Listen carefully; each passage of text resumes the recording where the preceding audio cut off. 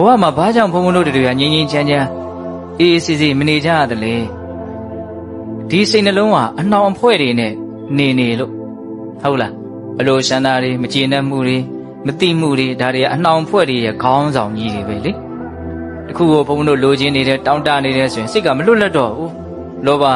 နှောင်ဖွဲ့ထားတယ်လိုချင်မှုကြီးရင်ကြီးတော့ဒီစိတ်ကလှုပ်ကိုလှုပ်မရဘူးဟုတ်လားဟာမကျေနပ်မှုကြီးရင်ရောအနှောင်ဖွဲ့ပဲနော်ခဏခဏတတိယရတယ်မုန်းတဲ့လူတွေကိုဟုတ်လားဒီမကျေနပ်တဲ့စိတ်နဲ့ကြိမ်ဖန်များစွာတွေးတယ်စိတ်ကမကျေနပ်မှုတွေမှာပဲမြုပ်နေဟုတ်လားအဲ့လိုပဲမတိမှုတိအောင်လည်းမကြိုးစားဘူးဒီလိုပဲဘုရုဘွားသားနဲ့ပဲနေနေတာသူလည်းပဲပါလို့အနှောင်ဖွဲ့တစ်မျိုးပဲ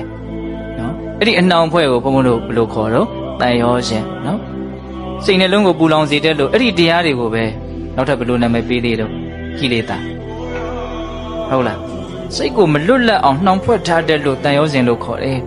စိတ်ကိုပူလောင်အောင်ရှုမြိုက်တဲ့လို့ကိလေသာလို့လည်းခေါ်တယ်ဟုတ်လား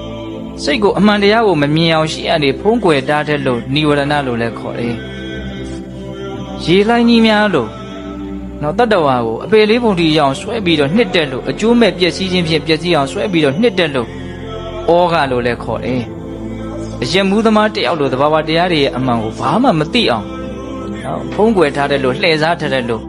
အယက်နဲ့လည်းတူတယ်တဲ့မနေ့ကအဲ့ဒါကိုပြောစရာကောင်းလားမပြောခဲ့ရအောင်ဟုတ်လားမနေ့ကပဂတိအယက်ကြီးပဲပြောရင်းနဲ့အချိန်ကုန်သွားတာအာတဝအယက်ကိုမပြောခဲ့ရဘူးနော်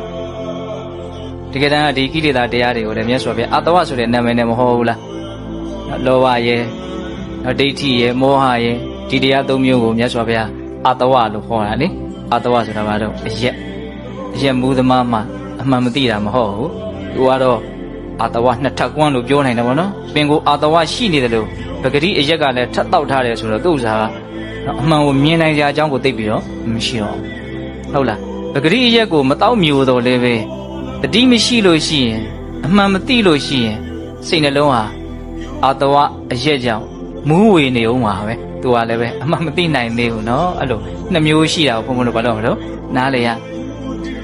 ကိုယ့်ရဲ့စိတ်နှလုံးကိုငြိမ်းငြိမ်းအေးအေးနဲ့တကယ်ကိုပဲအဆင့်မြင့်တဲ့ချမ်းသာတဲ့ဘဝမှာနော်နေနိုင်သွားခြင်းနဲ့ဆိုရင်